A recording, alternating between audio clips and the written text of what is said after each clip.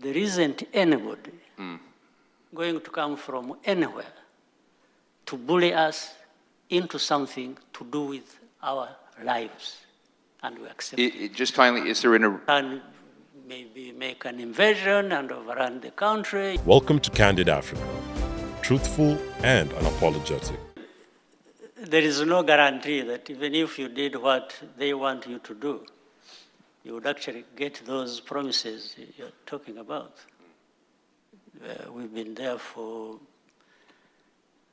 now the country has been moving on for 28 years.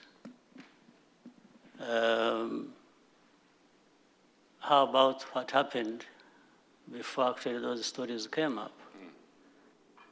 There wasn't much flowing in that sense that later on was stopped by those stories. So, but that's a different thing. Let me quickly speak to the two problems. The story of Rusesabagina, and in fact it explains now at the beginning what happens with the countries and the relationships and so on. A big country like the United States dealing with Rwanda, a small country somewhere in the middle of Africa. What I was saying, when people just tell you what to do or want to tell you what to do for yourself, comes in this sense. That story of Paul Rusesabagina, the case is very clear. It has gone through the courts of law with the due process. The evidence, the facts about the case were presented in the open. The history of that is also clear. It has been told. Now, there's something wrong here that... And it involved the European courts. Did it involve the European courts? What? With Paul, did it involve the European courts as well? Okay. That would be another big problem if it involved the other courts outside of Rwanda. I'm talking about Rwanda in our legitimate right to do what we have to do for ourselves. But he's charged with other 20 people. In other words, there are 21. In fact, all of them found guilty on the basis of that evidence and facts presented before the court. The other 20 are not complaining because some of them admitted what they were involved in, and with Rusesabagina as even at one time their leader.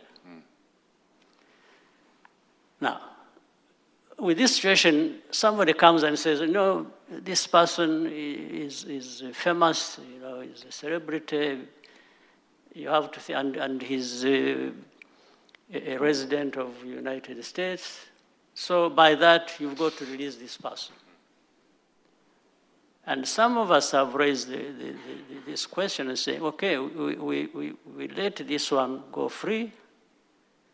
How about the other 20 who have been in the same crime with him and have actually pointed to him as even having been their leader?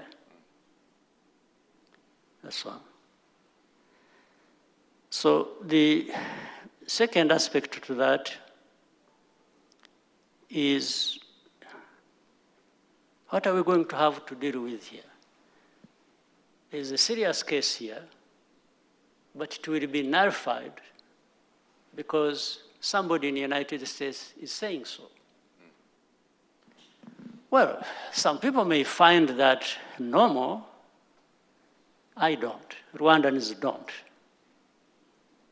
So we might find... So is Blinken's advocacy and determination of him being wrongly detained helping his case or hurting his case? I think from what I have said, you can conclude. Yes. Oh.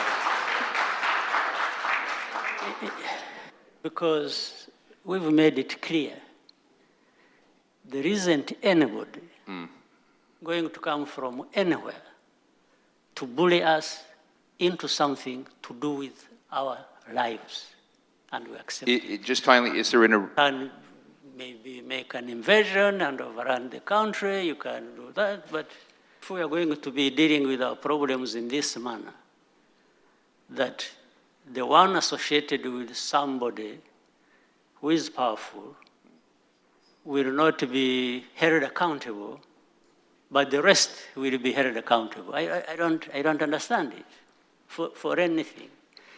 But let me quickly go to the Congo problem. For Sabajina's case, I think it's clearly where it is.